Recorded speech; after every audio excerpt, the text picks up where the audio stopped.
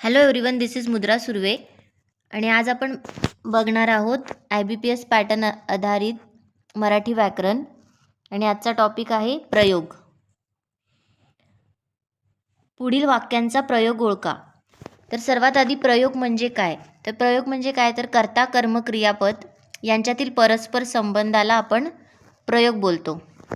तर आता हे पहिलं वाक्य आहे, तो रोज अभ्यास करतो. आता कुठल्याही वाक्याचा प्रयोग ओळखताना आपण आधी कर्ता कर्म क्रियापद हे ओळखायचं. ओके, तर तो रोज अभ्यास करतो.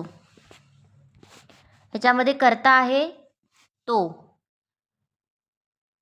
कर्ता म्हणजे जो क्रिया करतो तो कर्ता, करणारा कर्ता. त्यानंतर कर्म. कर्म म्हणजे काय की तो रोज अभ्यास करतो. मग कर्म कुठचं येणार तर अभ्यास. आणि करतो म्हणजे कोणती क्रिया करतोय? अभ्यास करण्याची. मग ते झालं क्रियापद. मग आता आपण तो रोज अभ्यास करतो याच्यामध्ये एकतर कर्ता दिलेला आहे. तर जर आपण इथे चेंज केलं, आपल्याला जर ती रोज अभ्यास करते असं जर आपण बोललो तर काय फक्त आपण कर्ता चेंज करतोय, ती रोज अभ्यास करते. कर्ता जसं जसं चेंज करत जातोय कर्त्याचा लिंग वचनानुसार क्रियापद बदलते. ओके, इथे जर बोललो आपण ती रोज अभ्यास करते तर ती आणि करते. तर आता कर्तरी प्रयोग म्हणजे काय तर जे क्रियापद असते ते कर्त्याच्या लिंग वचन आणि पुरुषाप्रमाणे बदलते. तर आता ह्या वाक्यामध्ये काय कर्ता आहे तो आणि तो स्वतः अभ्यास करतो, याचा अर्थ तो हा आहे कर्तरी प्रयोग. ओके, कर्ता स्वतः कार्य करत आहे त्यामुळे आपण बोलतो की हा आहे कर्तरी प्रयोग. मग आता सकर्मक की अकर्मक? तर सकर्मक कर्तरी म्हणजे काय तर ज्यात क्रियापद हे सकर्मक असते. ओके, क्रियापद हे सकर्मक असते. सकर्मक म्हणजे काय? कर्मासहित असते. ओके, आणि अकर्मक कर्तरी म्हणजे क्रियापद हे अकर्मक असते. तर आता ह्या सर्व एक्सप्लेनेशननुसार आपल्याला काय समजतं? तो रोज अभ्यास करतो हे काय आहे तर हे आहे सकर्मक कर्तरीचे वाक्य. तर आपलं आन्सर आहे डी. ओके, तर ही आहे थोडीशी थेअरी. आता मी जसं बोलले कर्तरी प्रयोग म्हणजे काय तर क्रियापद कर्त्याच्या लिंग व पुरुषाप्रमाणे बदलते. म्हणजे काय तर हा आहे आपला कर्ता. तो एक वाक्य आहे, तो लाडू खातो. इथे चेंज झालं खातो. त्यानंतर जसं आपण ती घेतलं तर ती लाडू खाते. जर अनेक वचने घेतले ते लाडू खातात. तर जर क्रियापद हे कर्त्याच्या लिंग व पुरुषाप्रमाणे बदलत असेल तर आपण त्याला बोलतो कर्तरी प्रयोग. नेक्स्ट आहे कर्मणी प्रयोग. आता कर्मणी म्हणजे काय तर वाक्यातील क्रियापद हे कर्माच्या लिंग वचन आणि पुरुषाप्रमाणे बदलते. आता इथे हे वाक्य आहे, बाळाने साखर खाल्ली. त्याच्यामध्ये कर्ता बाळ आहे, कर्म हे साखर आहे आणि क्रियापद आहे. तर कुठली क्रिया घडते तर खाण्याची, म्हणून खाल्ली हे क्रियापद. तर आता वाक्यातील क्रियापद कर्माच्या लिंग वचन आणि पुरुषाप्रमाणे बदलते.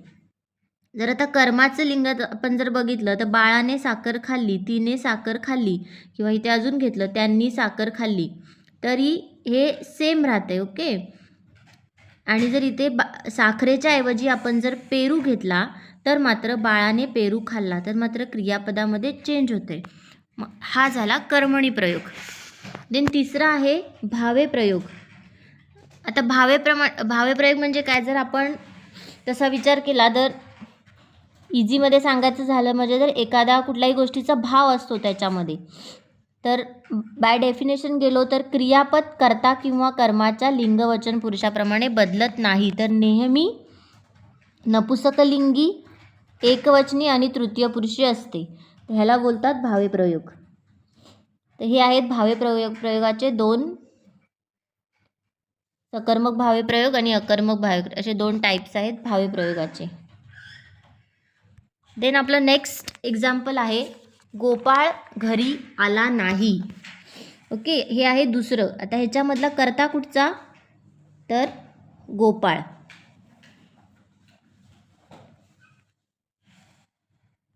तर आपल्याला वाक्य भेटलं तर सर्वात आधी आपण चेक काय करणार, गोपाळ घरी आला नाही म्हणजे या वाक्यामध्ये कर्ता आहे. कर्ता कुठचा आहे तर गोपाळ हा कर्ता आहे, म्हणजे हा कर्तरी प्रयोग असू शकतो. ओके, गोपाळ घरी आला नाही.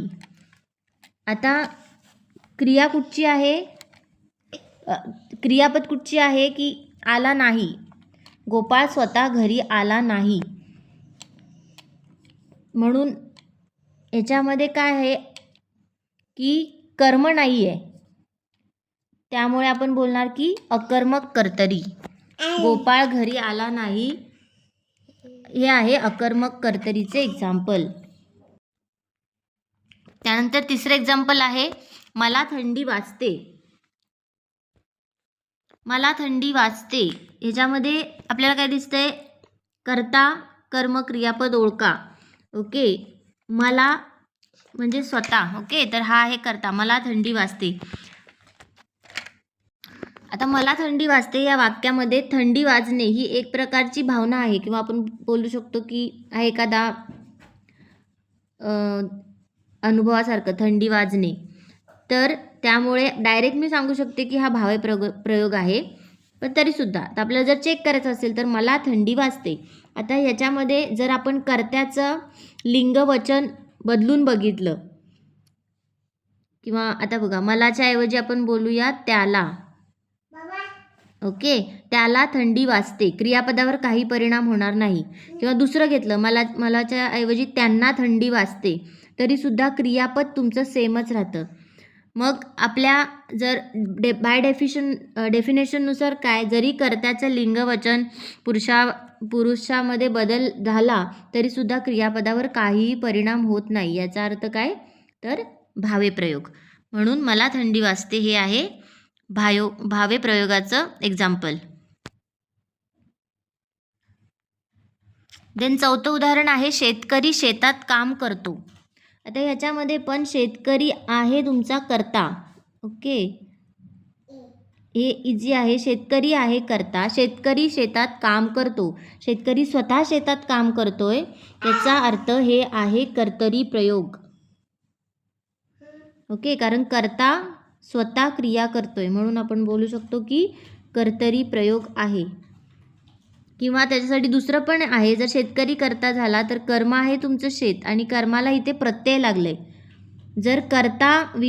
जर कर्त्याला प्रत्यय नसेल आणि कर्माला प्रत्यय असेल तर आपण डायरेक्ट बोलू शकतो की हा आहे कर्तरी प्रयोग. त्यानंतर आहे पाचवं एक्झाम्पल, आईने बाळाला निजविले. आता यामध्ये बघितलं तर आई हा कर्ता आहे, तर त्याला प्रत्यय लागला आहे, ने हा प्रत्यय आहे, त्याच्यामुळे हा तर कर्तरी प्रयोग येणार नाही. तर मग आता काय, निजविले. ओके, निजविले म्हणजे काय, बाळाला निजविले. तर ह्याच्यामध्ये आता जर क्रियापदाचा कर्ता किंवा कर्माच्या लिंगवचन पुरुष बदलल्यावर काही त्याच्यावर फरक पडत नसेल. आता जर आपण आईच्या ऐवजी इथे बाबांनी बाळाला निजविले, ओके, तर ह्याच्यावरती काही फरक पडत नाही आहे. त्यानंतर आजीने बाळाला निजविले, तर जरी आपण कर्ता किंवा कर्माचे लिंग वचन पुरुष बदलले तरीसुद्धा क्रियापदावर काही परिणाम होत नाही. मग आपण ह्याला बोलतो की हा आहे भावे प्रयोग. आता सकर्मक भावे प्रयोगाचे तर दोन हे आहेत, सकर्मक आणि अकर्मक भावे. तर सकर्मक म्हणजे काय की जे क्रियापद आहे हे सकर्मक असते, म्हणजे कर्मासहित क्रियापद असते. आता इथे कर्म कुठचे आहे तर बाळाला, म्हणून हे येणार सकर्मक भावे. तर आईने बाळाला निजवले हे जातं सकर्मक भावे या प्रयोगामध्ये. ओके, तर thank you for watching my video. Please like, share and subscribe our channel. Thank you.